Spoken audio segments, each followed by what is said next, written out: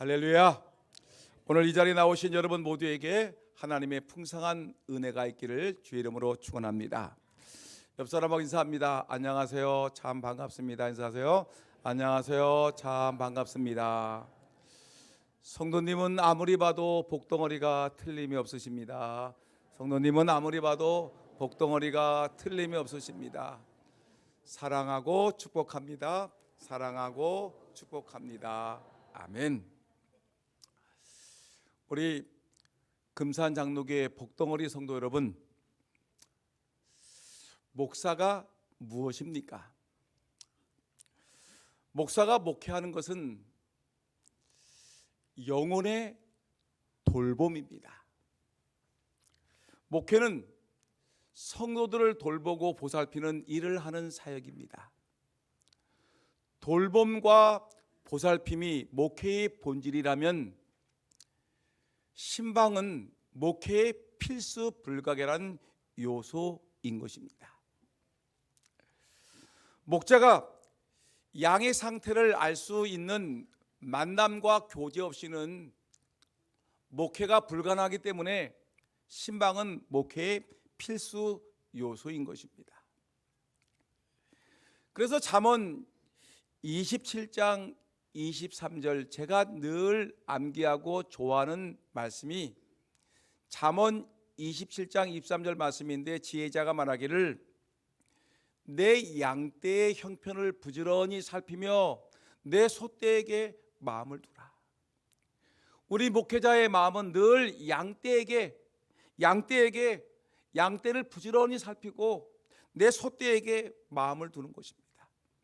세상의 정치에 마음을 두고 세상의 물질에 우리의 마음이 가는 것이 아니라 하나님이 저에게 주신 양떼, 소떼에게 마음을 두고 내 양떼를 부지런히 살피고 소떼에게 마음을 두는 것이 목회의 본질인 것입니다. 여러분, 예수님께서도 우리 죄인을 구원하기 위해서 하늘 영광 보좌를 버리시고 이 땅에 찾아오셨습니다. 죄인을 찾아오셨습니다. 그래서 예수님이 이 땅에 오신 다음에 공생애 동안에 예수님께서는 많은 사람들을 모아놓고 하나님의 말씀을 선포하고 하나님 나라를 외치기도 했지만 예수님은 많은 가정들을 찾아갔습니다. 그래서 가정을 찾아가서 그들에게 하나님의 말씀을 전하기도 하고 그들을 구원의 길로 인도하신 것을 우리에게 많이 보여주고 있습니다. 여러분, 예수님만 그런 것이 아니라 예수님의 뒤를 이은 예수님의 그 제자들이, 사도들이 예수님처럼 수많은 사람들이 모여있는 회당에서 또 군중들에게 하나님 말씀을 선포하기도 했지만, 또한 이 사도들은 성도들이 있는 가정을 찾아가서 이들에게 하나님의 말씀을 선포하기도 하고 그들을 위해서 기도하기도 하셨습니다. 이것이 바로 신방 사역인 것입니다. 여러분, 그래서 우리 교회는 우리 교회뿐만 아니라 모든 교회들은 예수님의 그 신방 사역을 기억하고 또 예수님의 제자들의 그 신방 사역을 기억하면서 그것을 그대로 받아서 우리 교회도 매년 연초가 되게 되면 가정을 돌아보며 그 가정을 위하여 하나님 말씀을 선포하고 그 가정을 위해서 정말 진심으로 축복 기도를 해주는 이 신방을 실시하고 있는 것입니다. 올해도 이번 주 화요일부터 구역마다 가정을 돌보고 말씀을 선포하며 축복을 빌어주는 대신방 사역이 진행됩니다. 이번 신방을 통하여 모든 가정마다 주님이 주시는 놀라운 은혜와 축복, 하나님의 생명의 말씀이 가정마다 선포되기를 예수님의 이름으로 축원합니다. 오늘 우리가 길게 봉독했던 본문의 말씀 마태복음 10장 5절에 15절 말씀 보면 예수님께서 12명의 이 제자들을 불러서 전도대를 파송하는 내용이 나오는데, 근데 이 전도대를 파송하면서 이 전도대에게 가정을 찾아가서 마을을 가서 가정을 찾아가서 그 가정에 복을 빌어주라라고 말씀하고 있습니다. 여러분, 이 말씀은 전도에 관한 메시지이기도 하지만 이 본문의 말씀은 가정을 찾아갈 때 가정 신방에 대한 하나님의 말씀이라고 저는 분명히 생각해 봅니다. 오늘 본문 마태복음 10장 12절 말씀 13절 말씀을 보니까 또 그 집에 들어가면서 평안하기를 빌어라. 그 집이 이에 합당하면 너희 빈 평안이 거기에 임할 것이요 만일 합당하지 아니하면 그 평안이 너희에게 돌아올 것이라. 우리 성도들이 가정을 신방합니다. 가정을 찾아갑니다. 그 가정을 찾아가게 되면 그 가정을 위해서 평안함을 빌어줘라, 기도해줘라. 그리고 그것이 합당하게 되면 그 평안이 그 집에 그대로 이루어질 것이고, 그 집이 하나님의 복을 받기에 합당하지 않으면 그 복을 빌어준 그 사람에게 그 평안의 복이 그에게 임할 것이다. 그러면서 가정을 신방할 때마다 평안을 빌어주라고 우리에게 말씀하고 있는 것입니다. 여러분, 오늘날 많은 가정이 신방을 매우 부담스러워하고 있습니다. 각 교회마다 이름을 밝히지 아니하고 조용히 왔다가 조용히 돌아가는 익명성으로 예배를 드리고 돌아가는 분들이 점점 많아지고 있습니다. 내가 교회에 등록하게 되면 교회에서 나에게 신방을 오겠지, 부담스럽지, 그리고 여러 가지 일을 많이 시키겠지, 부담스럽지, 그러면서 사람들이 그냥 큰 교회를 다니면서 그냥 뒷자리에 앉았다가 그냥 슬쩍 돌아가는 사람들이 많이 있습니다. 여러분, 삶의 질이 좋아졌다고 얘기하지만 오히려 십몇 년 전보다 지금이 더 바쁘고 더 분주하고 더 각박해진 세월을 살고 있다는 것을 여러분들은 분명히 아셔야 될 것입니다. 너무 바쁩니다. 또 맞벌이 부부들이 너무나 많습니다. 그러다 보니까 여러분, 너무 바쁘고 맞벌이 부부가 많다 보니까 교회에서 신방 오는 것이 너무너무 부담스럽고 신방 가는 것도 부담스럽고 여러 가지 힘들고 어려운 사람들이 너무나 많습니다. 그래서 어떤 목사님은 선포합니다. 내 목회에서는 일체 신방 목회는 하지 않겠습니다라고 선포하는 목사님도 계십니다. 이제는 신방 목회는 끝났다고 얘기하는 분들이 또한 종종 있습니다. 실상 점점 신방하는 것이 어려운 것이 사실인 것은 분명한 것입니다. 여러분, 그러나 그렇다고 해서 예수님께서 가정을 돌아보면서 말씀을 선포하고 기도하셨던 그 사역을 멈춰서는 하지 않습니까? 더군다나 여러분, 예수님의 제자들이 여러분 수많은 가정을 돌아다니면서 복음을 전하고 그들의 가정을 위해서, 여러분 또한 병든 자를 위해서, 그 가정의 필요를 위해서 기도했던 그 신방 사역을 교회가 결코 놓쳐서는 안 될 것입니다. 시대가 아무리 분주하게 바뀌었을지라도, 시대가 각박할지라도 예수님이 우리에게 남겨준 그 사역을 우리가 외면해서는 안 될 것이고, 초대교회에서 했던 그 놀라운 그 신방 사역들을 우리가 절대로 버려서는 안 될 것이기 때문에 그렇습니다. 신방은 매우 중요한 것입니다. 우리가 신방이라는 말을 한번 생각해 볼까요? 도대체 신방이라는 말이 무엇일까?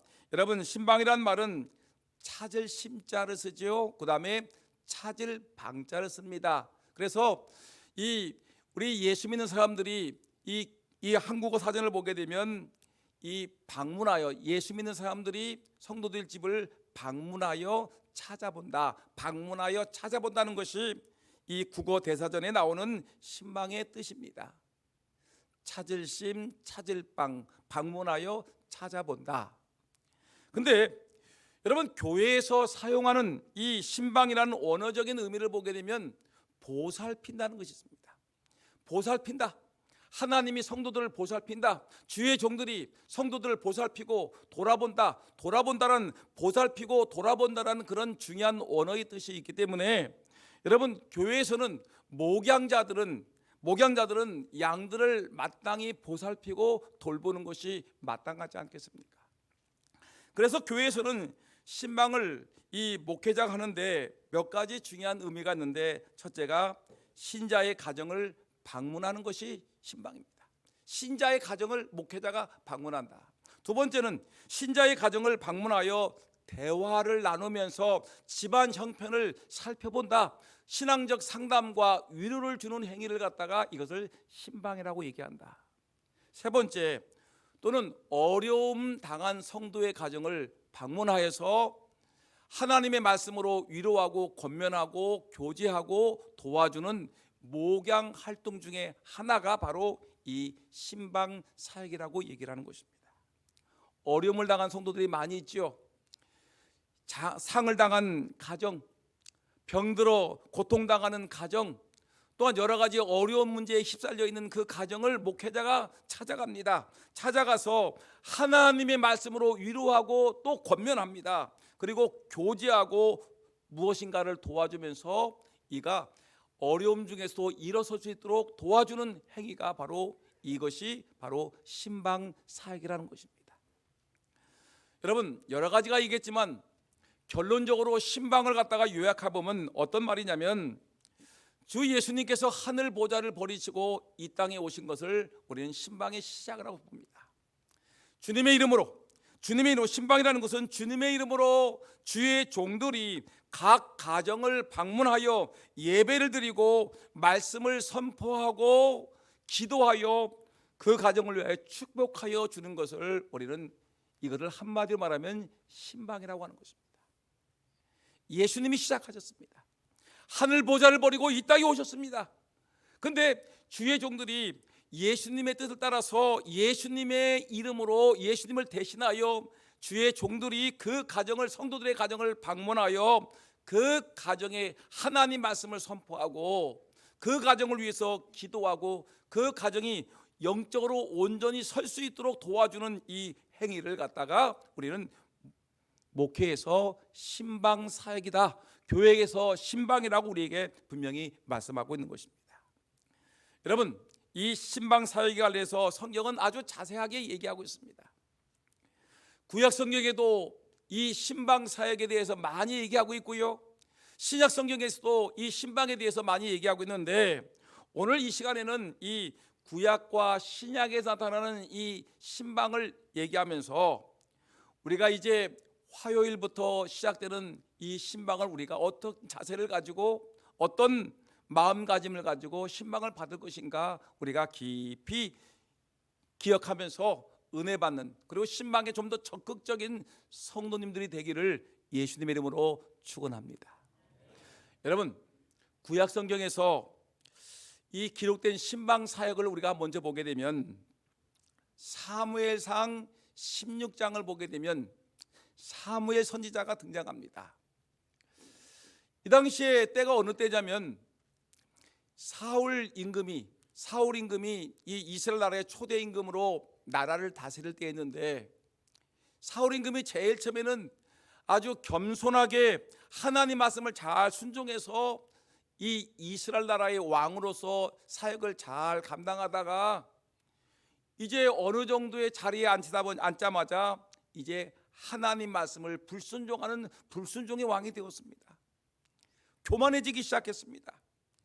하나님이 가만히 사울 임금을 가만히 지켜보니까 예전에 왕이 될 때 겸손함도 사라졌고 순종도 사라졌고 불순종하는 모습을 보이니까 하나님께서 안 되겠다, 이 사울은 이제 이스라엘 나라의 왕으로서의 자격이 없으니까 이 사울 임금을 폐하고 새로운 임금을 세워야 되겠다, 하나님이 결심하시고 이제 사무엘 선지자를 부르고 계십니다. 사무엘아, 사무엘아, 더 이상 이제 사울은 왕이 될 수 없겠다. 새로운 왕을 세워야 되겠다. 너는 이제 베들레헴에 가서 그곳에 살고 있는 이새의 집을 방문하라. 이새는 다윗의 아버지를 얘기합니다. 너는 베들레헴에 살고 있는 이새의 집에로 가라. 그 아들이 8명 있는데 그 아들 중에 하나를 왕으로 세우노라라고 말씀하셨습니다. 하나님께서 하나님의 종 사무엘 선지자를 베들레헴에 살고 있는 이새의 집으로 신방을 하는 것입니다. 그 집을 방문해라. 그 집을 방문해서 그 집에서 하나님의 뜻을 세우라는 것입니다. 그래서 사무엘은 하나님 말씀에 순종해서 멀고 먼 이 베들레헴을 향해서 갔습니다. 그리고 이새의 집을 찾아갔습니다. 이새의 집에 갔더니 이새와 그의 아들 7명이 있습니다. 그곳에서 예배를 드렸습니다. 그리고 아들 하나씩 보면서 그들을 면담하면서 어떤 아들이 왕이 될 자격이 있는가 봤더니 다 훌륭해 보입니다. 근데 하나님께서 아니라는 것입니다. 그래서 사무엘 선지자가 이새에게, 아버지에게 묻기를, 당신의 아들 중에 이 7명의 아들이 마지막입니까? 라고 했더니 이새가 말하기를, 아닙니다. 막내 아들이 있는데 이 어린아이는 지금 목초지에서 양을 치는 목동을 고 있는데 보잘것이 없습니다 라고 얘기했더니, 아니다, 당장 그 아이를 불러오너라고 했습니다. 그래서 그 아이가 왔는데 그 아이 이름이 다윗인데, 다윗을 이 사무엘 선지자가 보니까 아주 듬직합니다. 준수합니다. 하나님께 기도했더니 하나님이 말씀하시기를, 바로 이 아들이, 8번째 막내 아들 이 다윗이 하나님의 세우신 이스라엘 나라의 왕이 될 자격이 있다. 기름 부어 세우라라고 하나님이 명령하시니까 하나님께서 신방 와서 그곳에서 막내 아들 이삭에게, 이삭은 저희 아들입니다. 이삭이 아니라 다윗에게 하나님께 기름을 부어서 왕으로 세우시는 모습이 나오고 있습니다. 여러분, 이날 이후로 여호와의 신이 다윗에게 임함으로 말미암아 이스라엘 나라의 최고의 성왕이 되었고, 다윗은 날마다 성령 충만한 하나님 나라의 왕으로서 사역을 감당하게 된 것을 볼 수가 있습니다. 여러분, 이와 같이 신방은 하나님의 종이 그 가정을 신방하는 것입니다. 하나님을 대신하여 하나님의 종들이 신방하는 것인데, 여러분, 대신방 중에 주의 종들이 여러분의 가정을 신방하는 것은 주의 종들이 하나님을 대신하여 여러분들의 가정을 찾아온다는 사실을 잊어서는 안 될 것입니다. 신방하여 여러분들의 가정과 자녀들을 위해서 축복하실 것입니다. 주의 종들이 하나님을 대신하여 하나님의 말씀을 선포하고 축복 기도하는 것, 그래서 여러분들의 가정과 자손들이 잘 되는 복이 있는 것, 이것이 바로 이 신방의 모습이라는 것입니다. 또 하나 구약의 신방의 예를 하나 들어보게 되면, 열왕기상 17장을 보게 되면 하나님의 유명한 선지자 엘리야 선지자가 등장을 합니다. 그 당시 아합 임금과 이세벨이 아주 하나님 말씀을 아주 순종하지 않고 하나님께 거역하니까 하나님께서 3년 6개월 동안 비가 내리지 않겠다고 해서 아주 그 비가 내리지 않는 이제 시간이 되었습니다. 그러니까 막 온 땅이 가물고 메말라서 이 모든 강이 메마르게 되었고 사람들이 먹을 것이 없고 곡식이 되지 않았습니다. 근데 하나님께서 어느 날 엘리야 선지자를 부릅니다. 엘리야야, 예, 제가 여기 있습니다. 엘리야야, 너 이제 내가 지시하는 곳으로 가라. 저 이방 땅 시돈 땅이 있지 않냐? 시돈 땅, 이방 땅입니다. 근데 시돈 땅에 가게 되면 거기에 사르밧이라는 곳이 있는데 그곳에 한 과부가 있어. 과부가 있는데 과부 집을 방문하거라라고 얘기를 했습니다. 엘리야는 하나님의 명령에 순종해 가지고 주의 종의 자격을 가지고 시돈 땅 사르밧에 갔더니 거기에 한 과부가 한 아들과 함께 살고 있는데 얼마나 이 가뭄에 찌들어 가난한지 그 사람이 정말 비참하게 살고 있습니다. 엘리야가 물었습니다. 나에게 물을 좀 다오라고 얘기했더니 이 여인이 말하기를, 제가 마지막 밀가루 조금과 그리고 기름 조금 있는데 이것을 마지막으로 빵을 만들어서 나와 아들이 먹고 이제 죽을 것입니다 라고 아주 참담한 말을 하는 것입니다. 여러분, 이렇게 마지막 떡을 만들어서 이걸 먹고 죽을 것입니다 라고 얘기하는데 차마 그에게 가가지고 그녀에게 가가지고 하나님의 종 엘리야가 그 빵을 나에게 줘라 라고 얘기할 수 있겠습니까? 근데 엘리야가 하나님의 말씀이기 때문에 그 얘기를 선포합니다. 나에게 빵과 한 조각의 빵과 나에게 빵을 주게 되면 나를 먼저 대접하라고 얘기합니다. 그리고 하나님 말씀을 선포합니다. 나에게 먼저 빵을 한 조각 대접을 하고 하나님 말씀을 선포하면서 말하기를, 열왕기상 17장 14절 말씀 보니까 이스라엘의 하나님 여호와의 말씀이 나 여호와가 비를 지면에 내리는 날까지 그 통의 가루가 떨어지지 아니하고 그 병의 기름이 없어지지 아니하리라.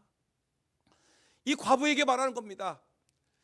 자매님, 나에게 그 당신이 먹으려고 하던 마지막 기름과 밀가루로 만든 그 빵을 저에게 먼저 대접하십시오. 그러면 다시 비가 내리는 그날까지 당신의 밀가루 통해서 밀가루가 떨어지지 아니하고 기름병에서 기름이 떨어지지 않은 하나님의 복을 받을 것입니다 라고 했더니 이 여인은 이 말이 떨어지자마자 엘리야가 하나님의 종인 줄 알게 되었습니다.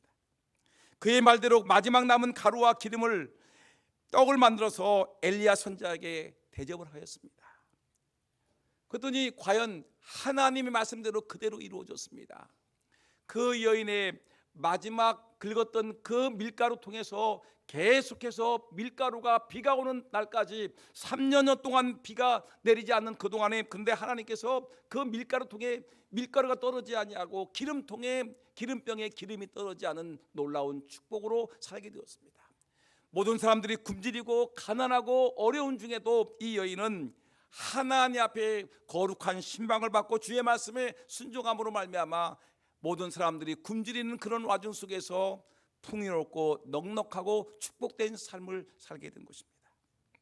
여러분, 그 후에 이 여인의 아들이 죽었습니다. 무슨 병인지 알지 못하지만 이 병이 아들로 하여금 갑자기 죽게끔 만들었습니다. 이때 여인이 얼마나 슬프겠습니까?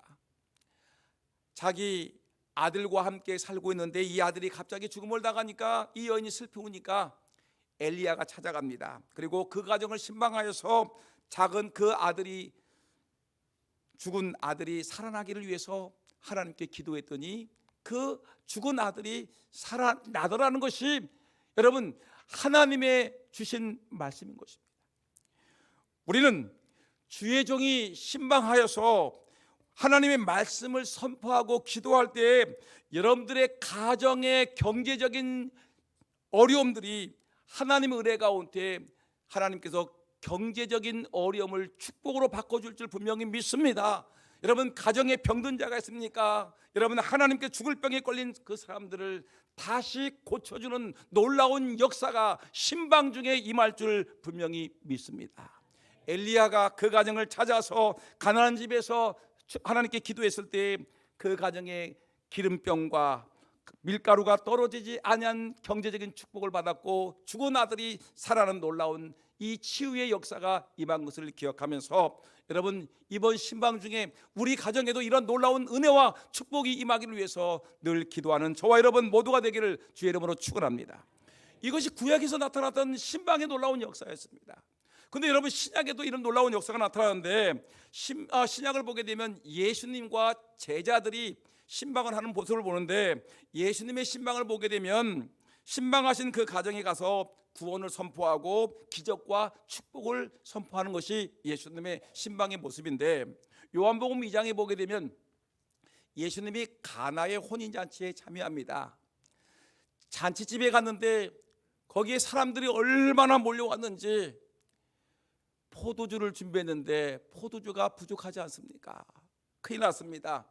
포도주가 이 주인집의 큰 이 재산인데, 근데 잔치집에 포도주가 떨어졌으니 이건 낙심하지 않습니까? 그랬더니 우리 예수님께서 그 결혼 가나의 혼인잔치에 참여해서 물로 포도주를 만들어내는 기적을 행하십니다.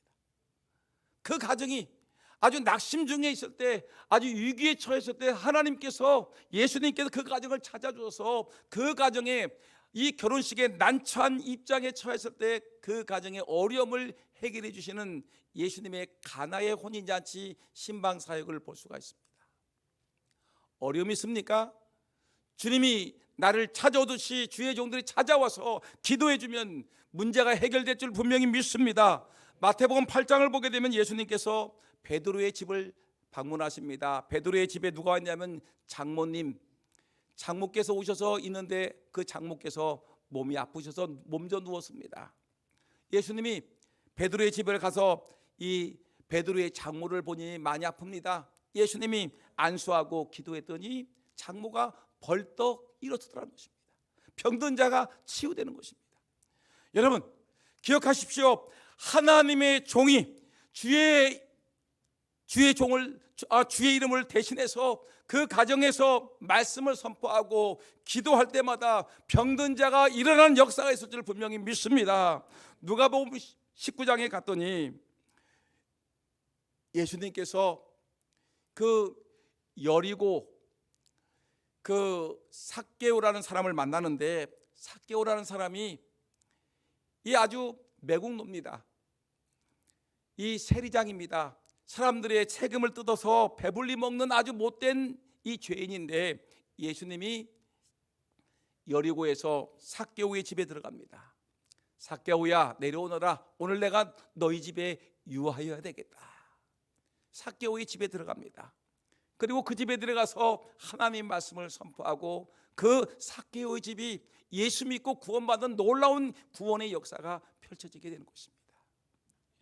여러분, 이렇게 예수님의 사역은 신약 성경에 곳곳에서 펼쳐지고 있습니다. 더군다나 예수님의 제자들의 사역을 보니까, 여러분 사도행전 9장을 보니까 베드로가 이 예수님을 대신해서 이제 이 루다에 살고 있는 애니아의 집을 방문하죠. 애니아는 어떤 상태냐면 중풍이 걸렸습니다. 중풍이 걸려서 침상에 누운 지 8년이 되었습니다. 근데 베드로가 이 루다에 있는 애니아의 집을 방문해 가지고 중풍에 걸려서 고통당하고 있는 이 여인을 위해서 기도한즉 그 여인이 중풍에서 깨끗하게 치유되어서 고침을 받은 사건이 있었습니다. 병든 자가 치유되었습니다. 사도행전 10장에 보게 되면 베드로가 가이사랴에 살고 있던 고넬료, 여러분 고넬료는 로마의 백부장인데, 장교인데 그 가정을 신방합니다. 그 로마 백부장의 가정이 얼마나 하나님 말씀을 사모하고 소원했는지 친척들을 다 불러 모아놓고 하나님의 말씀을 기다립니다. 베드로의 말씀을 기다리는데 사모하는 중에, 말씀이 선포되는 중에 하나님의 성령이 임해서 그 안에 있는 모든 사람들이 성령 충만을 받고 세례받고 회개하고, 여러분 그 가정이, 이방인의 가정이 구원받는 놀라운 역사가 펼쳐지는 것을 성경은 우리에게 증거하고 있습니다. 성경은 이렇게 중요한 것입니다. 이 신방은 이렇게 중요하다는 것을 성경은 증언하고 있는 것입니다. 여러분, 그러면 성경에 나타난 신방을 통해 볼 때 오늘 우리 교회에서 신방을 하는데 신방이 꼭 필요한 이유가 뭡니까? 어떤 사람들은 신방이 필요하지 않다고 얘기하고 신방 목회가 끝났다고 얘기를 하지만, 제가 보기에는 예수님의 사역이 신방이었고 또한 죄자들의 사역이 신방이었는데 신방 사역이 끝났다고 얘기하는 것은 잘못된 것이고요. 여러분, 신방을 꼭 필요한 이유가 무엇이냐면 몇 가지 이유가 있는데, 첫째가 뭐냐면 신방은 그 가정이 하나님께 속한 가정임을 선포하는 중요한 행위인 것입니다. 신방은 누구에게 속하다는 걸 표현한다고요? 하나님께 속한 가정임을 선포하는 중요한 행위이기 때문에 신방이 매우 중요하다는 것입니다. 신방대원은 하나님의 종들입니다. 하나님의 사람들이, 신방대원들이 여러분들의 가정을 찾아갑니다. 하나님의 종이 그 가정에 하나님 말씀을 선포합니다. 이 가정이 하나님의 백성임을 선포하는 것입니다. 여러분, 목사님이 불신자의 집에 가서 하나님의 말씀을, 하나님의 나라를 선포하는 것이 아니라, 여러분 하나님의 백성들에게 하나님 나라를 선포하는 것입니다. 이 가정이 하나님의 백성임을 선포하는 것입니다. 하나님의 백성들이 출입하며 말씀이 선포되고 찬송이 울려 퍼지고 기도를 드림으로 말미암아 악한 영들이 여러분들의 가정을 근접하지 못하도록, 여러분은 그 가정에서 하나님 말씀을 선포하고 그 가정에서 하나님을 찬양하고 악한 영이 물러가기 위해서 기도하고, 여러분, 하나님께서 살아 역사하시는, 성령이 역사하시는 가정이 되기 위해서 우리가 말씀이 선포되고 기도하고 찬양하기 때문에, 여러분, 신방이라는 것은 이 가정이 하나님 나라에 속한 가정임을 여러분 만방에 선포하는 일이기 때문에 이 신방은 우리에게 매우 매우 중요한 것입니다. 예수님의 보혈이 이 가정을 덮게, 하나님 예수 십자가의 보혈이 이 가정을 덮어서 악한 영들이 범접하지 않게 하시고, 천군 천사들이 이 가정을 지키셔서 악한 영들이 틈을 타지 못하도록 주님 이 가정을 보호해달라고 기도하지 않습니까? 말씀이 선포되지 않습니까? 그것 때문에 신방은 이 가정이, 이 신방받는 가정이 하나님께 속한 가정임을 선포하는 것이기 때문에 매우 중요한 것입니다. 두 번째, 신방이 왜 필요하냐면, 두 번째가 그 가정이 하나님의 말씀을 전하는 중요한 행위이기 때문에 그렇습니다. 하나님 말씀을 전달하는 중요한 행위이기 때문에 그렇습니다. 하나님의 말씀은 살아있는 말씀입니다. 아멘. 하나님 말씀은 살아있는 말씀입니다. 믿습니까? 하나님 말씀은 권세가 있고 능력 있는 말씀입니다. 믿습니까? 하나님 말씀은 살아있는 하나님의 음성인 것입니다. 히브리서 4장 12절 말씀 보니까 하나님 말씀은 살아있고 활력이 있어 좌우의 낯선 어떤 검보다도 외리하여 혼과 영과 및 관절과 골수를 찔러 쪼개기까지 하며 또 마음의 생각과 뜻을 판단하느니, 하나님 말씀이 이렇게 능력과 권세가 있다는 것입니다. 생명 있는 말씀이 은혜로운 말씀이고, 이런 병든 자를 치유하고 악한 마귀를 쫓아내는 귀한 하나님 말씀이 선포되는, 그 가정에 선포되는 것이기 때문에 여러분, 이 말씀이 내 가정에 선포되니까 얼마나 귀한 것입니까? 여러분, 주일 설교 때 이렇게 1부 예배, 2부 예배, 수요 예배 시간에 제가 여러분들을 모두를 앉혀놓고서 하나님 말씀을 선포하는 것은 우리 금상양로의 공동체가, 우리 공동체가 어떻게 어떤 길로 나가야 된다는 것을 이런 공동체에 선포하는 말씀이고요. 여러분 가정에 가서 제가 여러분 가정에 맞는 말씀을 선포할 때는 그 당사자에게 하나님이 주시는 하나님의 직접적인 음성이라는 것입니다. 오늘 주시는 말씀은 우리 교회 모든 교우들에게 주시는 하나님의 음성이지만, 주의 종이 여러분들의 가정을 찾아가서 그 가정에 합당한 말씀을 선포하는 것은 그 가정, 그 말씀을 받는 그 가정에 주시는 하나님의 생명의 말씀이기 때문에 너무너무 귀한 하나님의 음성인 것입니다. 여러분, 가정에 하나님 말씀이 선포될 때 이 말씀이 오늘 나에게 주시는 하나님의 음성임을 기억하고 이 말씀에 아멘으로 화답하는 저와 여러분 모두가 되기를 주의 이름으로 축원합니다. 또 하나, 신방은 뭐냐? 신방은 그 가정에 주님의 이름으로 평안을 빌어주는 중요한 영적인 행위이기 때문에 신방이 매우 중요한 것입니다. 아까도 우리가 마태복음 10장에서 보았지만 누가복음 10장 5절과 6절 말씀 보니까 어느 집에 들어가든지 먼저 말하되 이 집이 평안할지어다 하라. 합시다. 이 집이 평안할지어다. 여러분, 우리 예수 믿는 사람들이 어느 집에 가든지 간에 1번 저주하고 괴롭힌다, 2번 평안을 빌어줘야 된다. 몇 번일까요? 어떻게 알았어요? 성경에 나오는 중요한 메시지죠.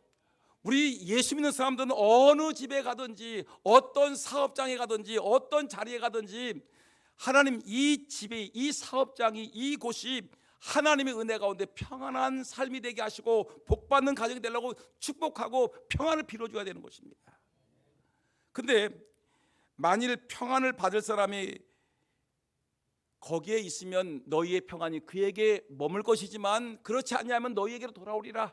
자격이 없으면 그 사람에게 평안을 빌어줬는데 그 사람이 받을 자격이 없으면 나에게 오고, 그 사람이 받을 자격이 있으면 그 복이 그에게 임한다는 것입니다. 그 때문에 우리는 어느 곳에 가든지 그 가정이, 그 사업장이, 그 삶이 잘 되기를 위해서 기도하는 것인데, 여러분 신방이라는 것은 뭐냐면 우리 주의 종이 찾아가는 그 가정이 하나님의 은혜 가운데 평안하고 근심, 걱정, 염려 없이 하나님의 은혜 가운데 감사와 기쁨이 넘치는 가정이 될 수 있도록 우리가 평안을 빌어주는 행위이기 때문에 여러분 신방은 우리에게 너무너무 중요한 것입니다.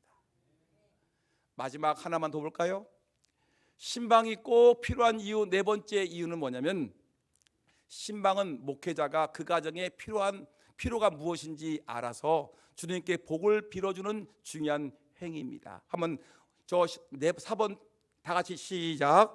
신방은 목회자가 그 가정의 필요가 무엇인지 알아 주님께 복을 비는 중요한 행위입니다. 아멘.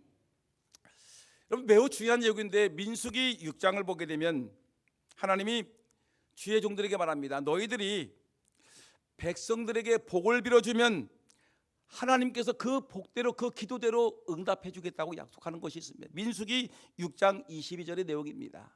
근데 여러분, 이렇게 구약이나 신약이나 성경에 복을 이렇게 이 기도에서 복을 빌어주는 행위는 너무너무 중요한 것인데, 그 실례로 열왕기 4장을 보게 되면 하나님의 종 엘리사가 등장합니다. 엘리야의 후계자가 엘리사인데, 엘리사가 이제 이 수넴이라는 지방에 가서 사역을 하게 되었습니다.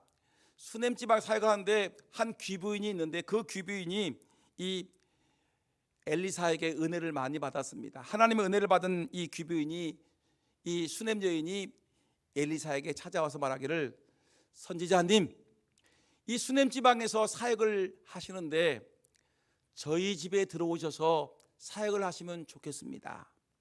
저희 집에 방이 있습니다. 방을 하나 잘 꾸며놨습니다. 침상을 갖다 놓고 촛대를 갖다 놓고 책장을 갖다 놓고 이 엘리사 선지자가 마음껏 사역할 수 있도록 그런 환경을 잘 만들어 주었습니다. 그러니까 이 엘리사가 얼마나 고맙습니까? 이 자기의 사역을 잘 할 수 있도록 이렇게 이 수넴 여인이 이렇게 자기를 도와주고 자기에게 베풀고 은혜를 주니까 이 엘리사 선지자가 그러지 않아도 주의 종들은 어느 가정에 가든지 복을 빌어주는데, 이 여인이 이렇게 잘해주니까 이 수넴 여인을 위해서 내가 무엇을 해줄까라고 고민하다가 이 사원에게 얘기했습니다. 엘리사 사원에게 말하기를, 얘야, 이 집이 크고 좋은 집이지만 근데 이 집에 분명히 무슨 근심거리가 있을 거야. 필요한 것이 있을 거야. 필요한 것이 무엇인지를 좀 알아보너라 했더니 사원이 나가서 사람들에게 알아봤더니 이 집에 필요한 것이 무엇인지 알았습니다. 사원이 엘리사에게 찾아와서 말하기를, 선생님, 이 집이 필요한 것을 알았습니다. 이 집은 결혼한 지가 오래됐습니다. 결혼한 지가 오래됐는데 이 집의 근심 걱정이 뭐냐면 아들이 없어요. 자녀가 없어요. 자녀가 없어서 이것 때문에 집은 크고 부자고 인기가 있고 명예가 있고 권력이 있는 집안이지만 자녀가 없어서 큰 근심 속에 있는 집안인데, 이 집안의 자녀를 위해서 기도하시면 되겠습니다. 그래서 엘리사가 이 집에 필요한 것이 바로 자녀를 위한 것이구나라고 생각을 했습니다. 그래서 자녀를 위해서, 그 가정을 위해서 이 엘리사가 하나님께 기도했습니다.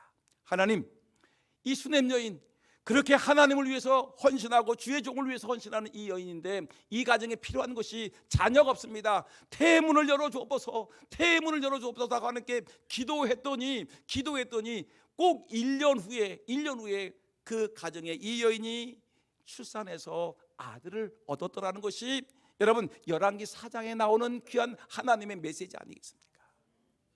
여러분 이번에 하나님의 종들이 여러분들의 가정을 신방할 텐데 여러분들의 가정에 필요한 것이 무엇입니까? 건강이 필요합니까? 건강을 위해서 여러분 기도 제목을 내세요. 여러분 물질이 필요합니까? 물질의 문제를 놓고 하나님께 기도 제목을 내세요. 여러분 삶의 자녀들의 문제가 있습니까? 그러면 신방대원들이 여러분의 가정을 방문할 때 기도 제목을 내주시면 그 가정을 신방한 목회자는 그 가정의 기도 제목을 놓고 간절히 기도할 것입니다. 그리하면 그 가정의 기도 제목이 응답될 줄 분명히 믿습니다. 여러분 이 놀라운 이 신방, 이것이 중요하지 않습니까? 그런데 결론적으로 여러분, 그러면 신방은 어떻게 받아야 되겠습니까? 간단하게 말씀드리겠습니다. 신방을 받을 때 그냥 대충 설렁설렁 받지 마시고요. 이왕 신방 받을 거 어떤 자세로 받아야 되냐? 한마디로 말하면 첫째, 말씀과 축복을 사모하는 심령으로 신방을 받아야 됩니다. 합시다. 사모하는 심정으로, 사모하자. 은혜를 사모하는 마음으로, 주의 종이 오늘 우리 집을 찾아올 텐데 우리 가정에 말씀을 선포하고 기도할 텐데 하나님의 말씀이 우리 가정에 생명의 말씀이 되고 그 말씀이 우리 가정에 잘 박힌 목과 같이 우리 가정에 복이 있고 목사님이 기도할 텐데 그 기도가 그대로 응답되기 위해서 사모하는 마음으로 받아야 됩니다. 두 번째, 장애물을 극복하는 신방이 되어야 됩니다. 장애물이 많죠. 신방하는데 뭐죠? 안 믿는 남편 때문에 눈치 보느라고 안 돼요. 절대로 우리 집에 신방 오게 되면 안 돼요. 남편이 화를 내요. 삐져요. 막 하면서 신방 못 오고 나 바쁘다니까요. 바빠요. 바빠. 장사해야 된다니까요. 친구들 만나야 된다니까요. 하면서 신방의 장애물, 하나님의 종이 하나님이 여러분들 가정을 찾아오는데 바빠요. 돈 벌어야 돼요. 친구랑 오늘 만나기로 했어요. 하면서 여러분 신방을 받지 못하는 것은 장애물입니다. 이 장애물을 극복하는 여러분들 되기를 주의 이름으로 축원합니다. 세 번째, 여러분 기도로 준비하셔야 됩니다. 하나님 이번 신방에 정말 은혜로운 신방, 그 선포된 말씀이 그대로 이루어지는 신방이 되게 해달라고, 목사님 건강케 해달라고 여러분 기도하셔야 됩니다. 마지막 네 번째, 주님을 영접하듯 기쁨으로 신방대원을 영접해야 됩니다. 목사님이 그 먹기를 좋아하는 목사님이 오신대. 우리 집은 뭐를 내놓아야 될까? 여러분 저를 보세요. 배가 얼마나 많이 나왔습니까? 먹는 거, 여러분 저를 대접할 거 걱정하지 마시고요, 마음을 다해서 기쁨으로 영접해 주시기를 주의 이름으로 축원합니다. 마태복음 10장 41절 42절 말씀 보니까 한번 읽어볼까요? 시작. 선지자 이름으로 선지자를 영접하는 자는 선지자의 상을 받을 것이요, 의인의 이름으로 의인을 영접하는 자는 의인의 상을 받을 것이요, 누구든지 제자의 이름으로 이 작은 자 중 하나에게 냉수 한 그릇이라도 주는 자는 내가 진실로 너희에게 이르노니 그 사람이 결단코 상을 잃지 아니하리라.